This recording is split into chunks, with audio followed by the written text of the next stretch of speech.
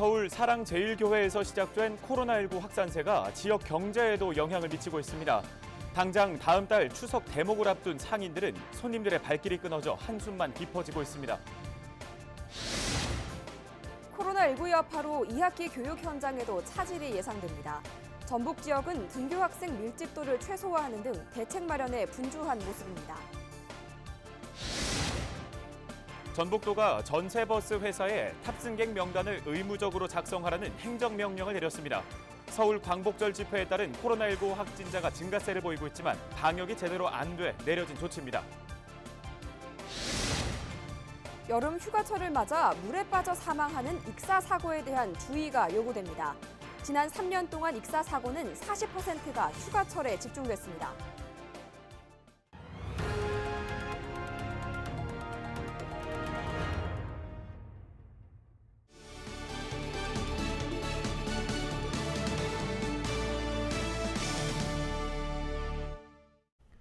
시청자 여러분 안녕하십니까? 헬로티비 뉴스 전북 시작합니다. 첫 번째 소식입니다. 전북 지역에서 코로나19 확진자 3명이 추가로 발생했습니다. 전북도 보건당국은 20일 전주 시민 3명이 코로나19 확진 판정을 받아 도내 누적 환자는 모두 61명으로 늘었습니다. 이 가운데 30대 A씨는 지난 16일 전주를 찾은 서울 송파구 확진자를 접촉한 뒤 기침 등의 증상이 나타나 검체 검사를 받았습니다. A씨 등 추가 확진자는 군산의료원에서 입원 치료를 받고 있습니다. 전북 지역 코로나19 환자는 광복절 직후인 16일부터 닷새 동안 18명이 추가됐습니다. 서울 사랑제일교회에서 시작된 코로나19 확산세가 지역의 경제에도 영향을 끼치고 있습니다. 당장 다음 달 추석 대목을 앞둔 상인들은 손님들의 발길이 뚝 끊어져 한숨만 깊어지고 있습니다. 이진철 기자가 보도합니다. 여름 휴가 기간을 지나 추석 대목이 한 달 앞으로 다가왔지만 전통시장을 찾는 손님들의 발길은 뜸해졌습니다. 지난 광복절 연휴 기간 서울에서 시작된 코로나19 확산세가 전북에도 영향을 미친 겁니다. 지난 광복절 광화문 집회에 참여한 것으로 파악된 전북 도민은 모두 309명. 전국에 다시 한번 고강도 사회적 거리 두기가 예고되면서 지역 경제 침체가 우려되고 있습니다. 현재 우리는 서울과 경기 지역에서 발생한 집단 감염이 언제든지 전국적인 대유행으로 번질 수 있는 일촉즉발의 상황에 처해 있습니다. 한국은행 전북본부가 발표한 자료를 보면 지난 1월 코로나19 발생 이후 소비 심리는 빠르게 위축됐습니다. 지난 4월에는 80.6으로 최저치를 찍은 이후 5월부터는 재난지원금 효과로 소비 심리가 반등하기도 했습니다. 이런 가운데 코로나19 확산세가 다시금 회복되고 있는 소비 심리를 위축시키지 않을까 우려가 커지고 있습니다. 특히 전통시장 등 소상공인들은 하루빨리 코로나19 상황이 끝나기를 바라는 것 이외에는 할 수 있는 게 없다고 하소연합니다. 못 지겠어요. 그냥 이대로 그냥 해야지. 어쩌. 코로나 나와서 근데, 잘 비껴가면서 그것이 비껴가야 해결돼야. 소상공인을 위해 카드 수수료 감면 등 지원 제도가 있지만 위축된 소비 심리를 이겨내기엔 역부족입니다. 코로나19 재확산을 막기 위한 철저한 방역 조치와 함께 지역 상권 보호를 위한 정책적 지원 마련도 시급한 상황입니다. 헬로티비 뉴스 이진철입니다. 2차 대유행 우려까지 나오고 있는 이 코로나19의 재확산세 심상치가 않습니다. 전북의 교육 현장에도 영향을 끼치고 있는데요.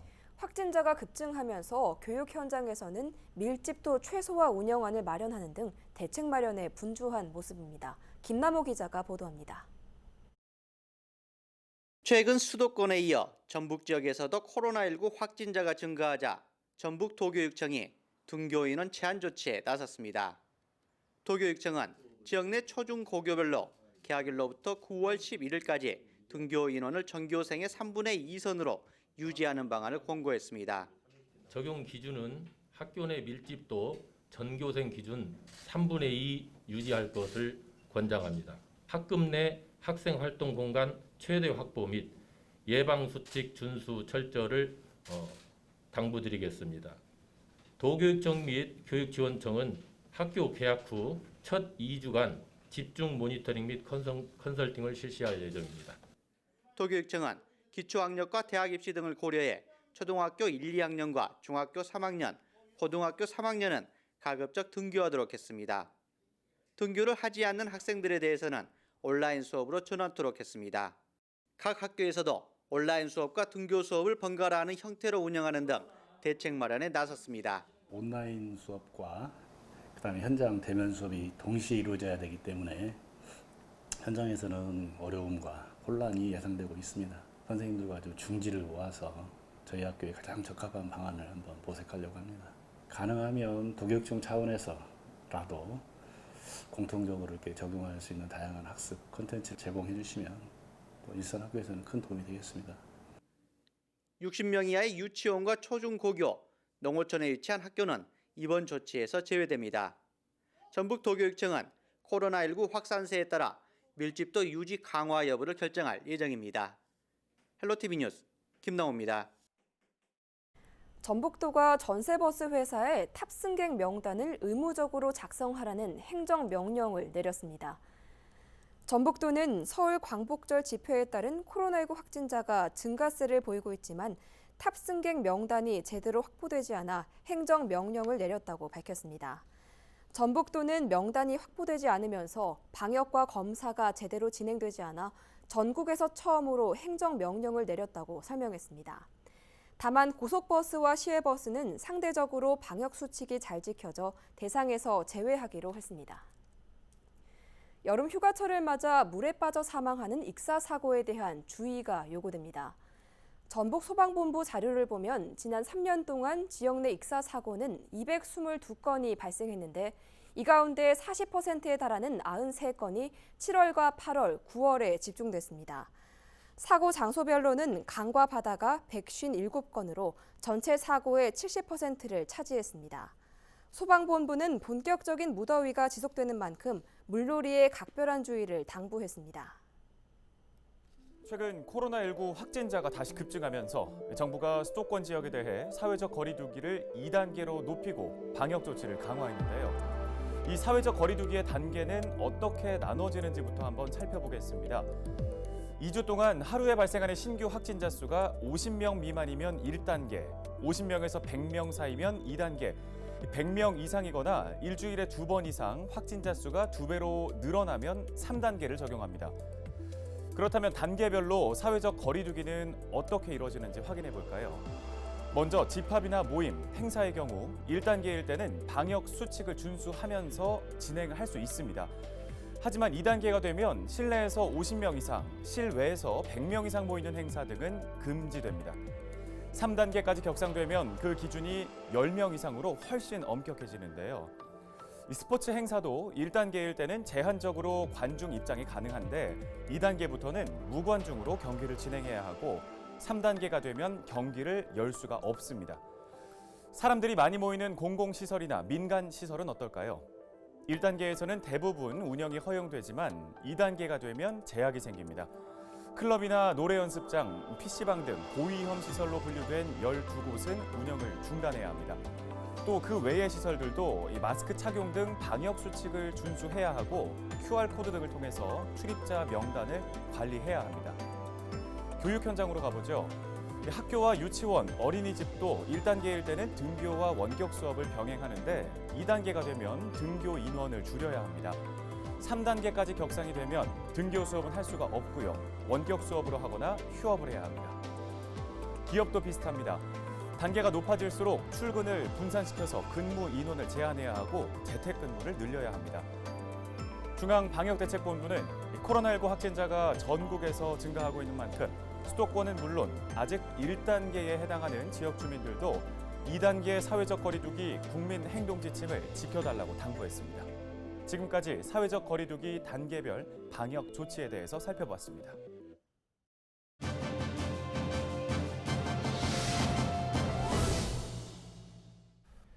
수도권발 코로나19 확산세가 심상치 않습니다. 비교적 잠잠했던 전북 지역도 예외가 아닌데요. 강영석 전북도 보건의료과장 전화 연결돼 있습니다. 네, 과장님, 일단 전북 지역 코로나19 상황이 현재 기준으로 어떻습니까? 예, 오늘 현재까지 61명의 환자분이 발생을 했습니다. 이제 특히 특이할 만한 내용은 8월 16일 이후로 19명의 환자분이 발생을 했는데요. 그중에 우리 도내에서의 확진, 국내에서의 확진이 16명이나 된다는 부분이 굉장히 중요할 수 있겠습니다. 예, 그리고 이 16명의 환자분들이 대부분 수도권 또 수도권에 방문을 하셨거나 아니면 수도권에 사셨던 가족분들이 우리 도내에 방문하셔서 생긴 사례들이 대부분이고요. 예. 이 서울 광화문에서 열렸던 광복절 집회나 사랑제일교회와 관련된 상황은 어떤가요?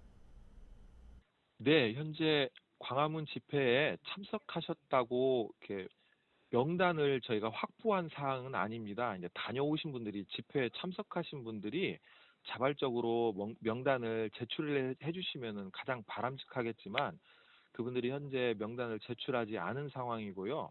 그래서 그런 부분들을 개선하기 위해서 저희들이 17일 날 그 집회에 참석하셨던 분들에 대해서 자진 신고 그리고 자발적으로 검사를 받으실 수 있도록 행정명령을 내린 바 있습니다. 그래서 해당 관련자분들 중에서 일부가 보건소라든지 민간 의료기관에 개설되어 있는 선별진료기관에 찾아오셔서 검사를 받으시긴 하셨지만은 저희가 예측한 수보다는 상당히 미흡한 상황입니다.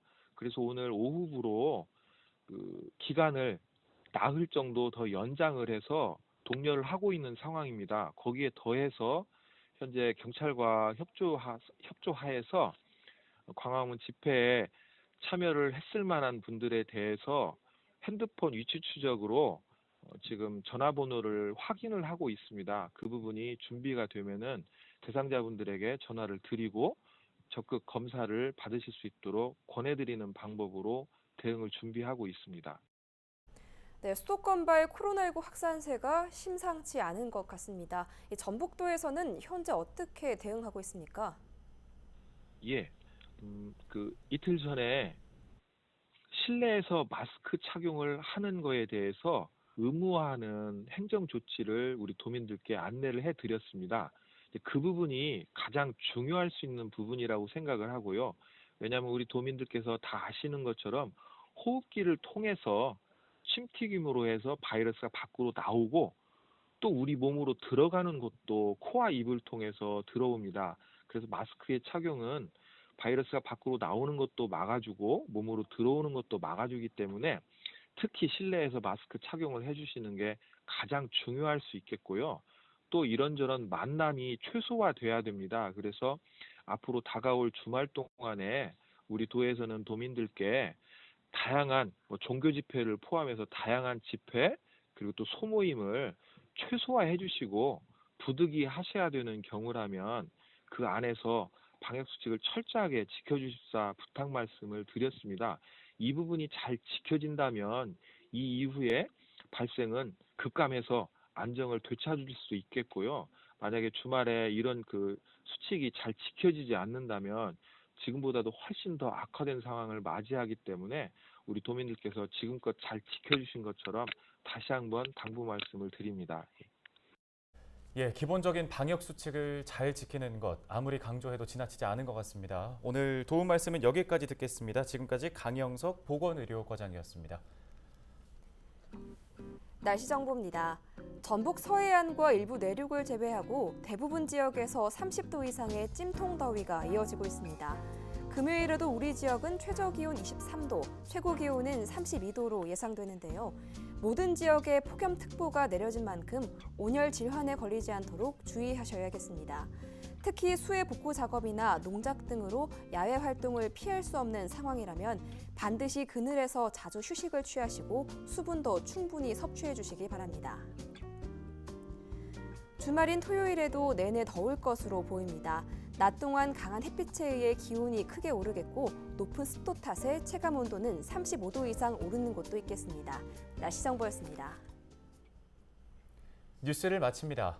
함께해 주신 여러분 고맙습니다.